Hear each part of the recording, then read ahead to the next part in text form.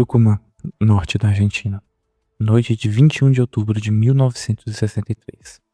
Uma fazenda isolada está quase sem luz. O gerador particular falhou algumas horas antes. Não há celulares, não há vizinhos próximos. Não há iluminação urbana suficiente para dissolver a escuridão. Dentro da casa, uma família tenta atravessar a noite com velas e lampiões. Lá fora, os cães de guarda que deveriam reagir a qualquer movimento estranho permanecem em silêncio. Então surgem luzes nos trilhos. Não uma luz distante que passa e desaparece, mas várias fontes luminosas alinhadas perto da ferrovia, emitindo feixes, mudando de intensidade, permanecendo tempo demais no mesmo lugar. A primeira explicação era simples, talvez fosse um trem, talvez fosse uma equipe de reparo, talvez uma operação militar. Mas segundo as testemunhas, quando uma lanterna foi apontada para uma das luzes, a resposta veio de volta. Branca primeiro, violeta depois, e quente. O caso Trancas não é forte porque oferece uma resposta definitiva. Ele é forte porque deixou rastros. Uma família inteira marcada por uma noite de pânico. Houve cobertura jornalística, relatório policial, investigação posterior e uma amostra branca analisada em laboratório. A pergunta desse arquivo não é se alienígenas pousaram na Argentina. A pergunta é mais difícil, talvez até mais honesta. O que realmente ocupou os trilhos diante da fazenda de Santa Teresa naquela noite? Para entender esse caso, antes de olhar para o céu, precisamos olhar para o chão e para o contexto. O ano era 1963. A Guerra Fria ainda pressionava a América Latina. A crise do míssil em Cuba havia acontecido apenas um ano antes. Em diferentes países do continente, o medo de infiltrações, sabotagens e operações militares não era abstração, era parte da rotina política. Na região de Tucumã, a presença de tropas e deslocamentos ferroviários era um dado importante. Fontes do caso indicam que oficiais do exército argentino participaram de manobras programadas e que um trem com tropas passaria por Trancas, justamente pelos trilhos próximos à propriedade da família Moreno. Este detalhe muda tudo, porque as testemunhas não estavam em uma fazenda qualquer, sem referência no mundo militar. Parte da família tinha contato direto com os oficiais do exército. Elas sabiam que trens fazem barulho, sabiam que comboios militares não atravessavam a propriedade rural com sombras silenciosas. Sabiam que, se algo estivesse acontecendo nos trilhos naquela noite, poderia ter consequências reais. A fazenda de Trancas ficava a alguns quilômetros da vila de Trancas, em uma área rural cortada pela linha ferroviária Belgrano. Na casa estavam Antônio Moreno, sua esposa Teresa Cairuz, filhas da família, crianças pequenas e a jovem Dora Martina Guzmán, que trabalhava ali. Por volta das 7 da noite, o gerador particular da propriedade apresentou problema. A casa ficou mergulhada em iluminação precária e a família jantou cedo. O campo ficou escuro. O primeiro rastro surge pouco depois das 9. Dora estava no fundo da casa quando percebeu luzes anormais perto do terreno da ferrovia, a cerca de 200 metros. Assustada, entrou para avisar os demais. No início a reação não foi ufológica, ninguém pensou em naves. A hipótese imediata era terrena, acidente ferroviário, trabalhadores na linha, talvez um risco de sabotagem contra o trem militar que passaria pela região. A Argentina Morena de Chaves e Olim Moreno de Colote e outras pessoas da casa observavam a escuridão. As versões variam de um número exato, mas falam entre 5 e 6 fontes de luz, algumas alinhadas na direção dos trilhos e uma mais próxima à casa. As luzes se acendiam e apagavam, feixes iluminavam a área, a cerca, a horta, o galinheiro, partes da propriedade. Em alguns relatos, havia silhuetas humanas ou figuras se movendo ao redor das luzes distantes, o que reforça a possibilidade de uma equipe de trabalho ou operação militar. Mas esse era apenas o primeiro rastro. A cena muda quando uma das mulheres leva uma lanterna.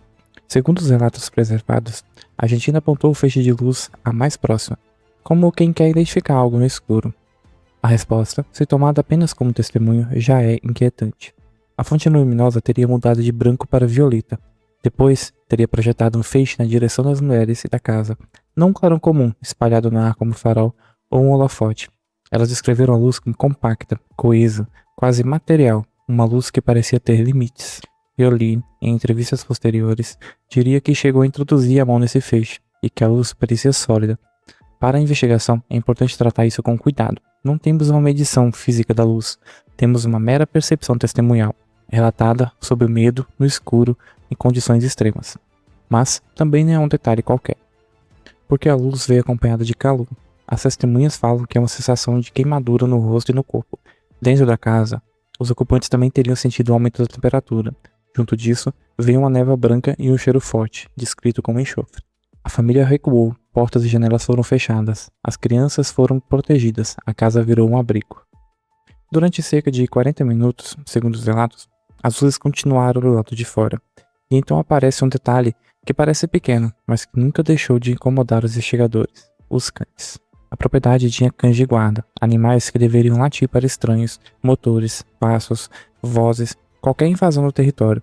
Mas as testemunhas afirmam que, durante o episódio, eles permaneceram calados. As aves do galinheiro também não reagiram como seria esperado. Isso não é a prova física. Não houve exame veterinário. Não há registro independente capaz de dizer por que os animais ficaram assim.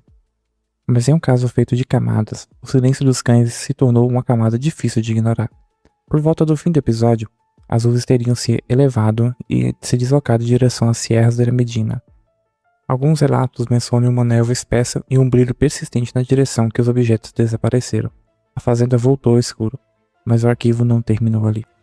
Em relatos ligados ao caso, a médica René Vera aparece como uma testemunha externa. Ela teria sofrido uma pane no carro, e a seguir a pé teria observado uma formação de luzes em baixa altitude, acompanhada por um cheiro forte. Este ponto é relevante porque desloca o fenômeno para além da casa da família Moreno, mas ele precisa ser apresentado com cautela, é um relato adicional. Não há um registro formal sobre isso. A manhã seguinte trouxe o que diferencia a tranca de muitos casos antigos. As autoridades foram chamadas. O comissário inspetor Marcos Fidencio aparece nos registros como autoridade policial ligada à coleta dos depoimentos. A imprensa local entrou no caso. O jornal La Gaceta de Tucumã publicaria a manchete que ajudou a projetar a história: a estranha aparição de um grupo de UFOs. Mas a manchete não é prova. O próximo rastro era mais concreto. Na área cultivada próxima à ponte onde uma das luzes teria permanecido, havia vegetação afetada, marcas no solo e uma substância branca, fina, parecida com talco. Material semelhante teria sido encontrado também sob os trilhos e em pontos da superfície. A amostra foi analisada pela Universidade Nacional de Tucumã, pelo técnico químico Walter Gonzalo Tel, chefe do Laboratório Químico Industrial do Instituto de Engenharia Química. O relatório registrou uma composição de 96,48% de carbonato de cálcio e 3,51% de carbonato de potássio. Isso precisa ser dito com precisão. Carbonato de cálcio e carbonato de potássio não são substâncias alienígenas, são compostos conhecidos, comuns à natureza, em processos terrestres. O que chamou atenção foi o contexto da distribuição, a forma superficial do depósito e a interpretação técnica de que a presença daqueles carbonatos era compatível com a combustão ou incineração de material orgânico ou mineralizado. O laudo não prova a origem não humana, mas também impede que o caso seja reduzido a apenas uma história contada no escuro, a um resíduo, a um laboratório, a uma pergunta. E é aqui que o arquivo se divide.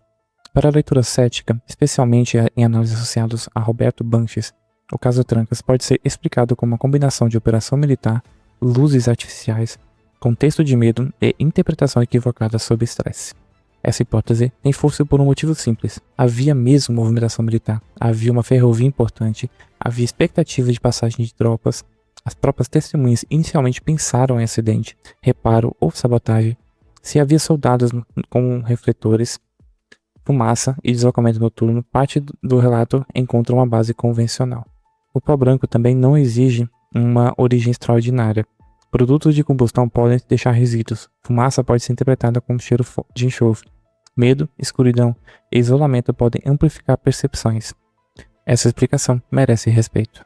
Mas ela também precisa responder a perguntas difíceis. Como uma operação com pessoas, veículos, revetores ou sinalizadores teria permanecido tanto tempo tão perto da casa sem produzir ruído proporcional? Por que os cães não reagiram, segundo a família? Como explicar a percepção de um feixe direcional que parecia responder ao estímulo da lanterna? E por que, se tudo era ação militar comum, o episódio foi simplesmente encerrado de forma oficial e documentada? Nenhuma dessas perguntas prova a existência de uma nave, mas elas impedem que a tese militar feche o arquivo sem deixar sobras. Para pesquisadores de linha investigativa ou ufológica, a força de tranca está justamente na combinação isolada de cada elemento pode ser questionado. A luz pode ser erro de percepção, o calor pode ser medo e confinamento, o odor pode ser fumaça, o resíduo pode ser combustão comum. Os cães podem ser apenas uma memória seletiva, mas juntos, esses elementos formam uma sequência que ainda provoca desconforto. Uma família observa luzes perto de trilhos. Uma delas reage, segundo o relato, à lanterna, ao calor, à névoa, a cheiro forte e silêncio dos animais. No dia seguinte, aparece material branco analisado em laboratório. Décadas depois, a versão central das principais testemunhas continua reconhecível. Ainda que detalhes tenham variado e algumas camadas de lenda tenham crescido ao redor do caso. Com o tempo, Trancas também acumulou exageros. Surgiram versões sobre monte de séries brancas, marcas impossíveis, efeitos permanentes e conexões difíceis de comprovar. Parte da tradição ufológica tratou o caso como prova quase irrefutável. Parte dos céticos tratou como uma confusão quase encerrada. O projeto arquivista não precisa escolher o exagero de nenhum lado. Quando a poeira das versões é retirada, o núcleo permanece forte o bastante para a investigação, mas não forte o bastante para a sentença.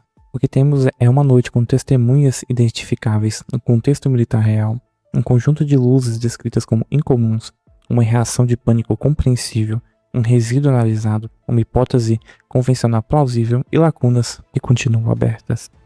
Talvez Trancas tenha sido uma operação militar mal compreendida, agravada pelo medo jamais esclarecida com transparência. Talvez tenha sido um fenômeno anormal real, observado por pessoas que tentaram descrevê-lo com palavras disponíveis em 1963. Talvez o caso esteja justamente na fronteira mais incômoda, onde o humano, o tecnológico, o psicológico e o desconhecido se sobrepõem. O detalhe que permanece não é a certeza de que algo veio de fora da Terra.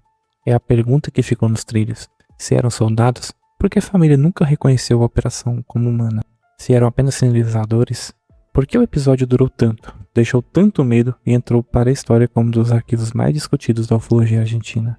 E se não era isso, então o que permaneceu diante da fazenda Santa Teresa, iluminando a noite enquanto a família inteira se escondia atrás de portas fechadas? Alguns casos desaparecem porque dependem apenas de boato.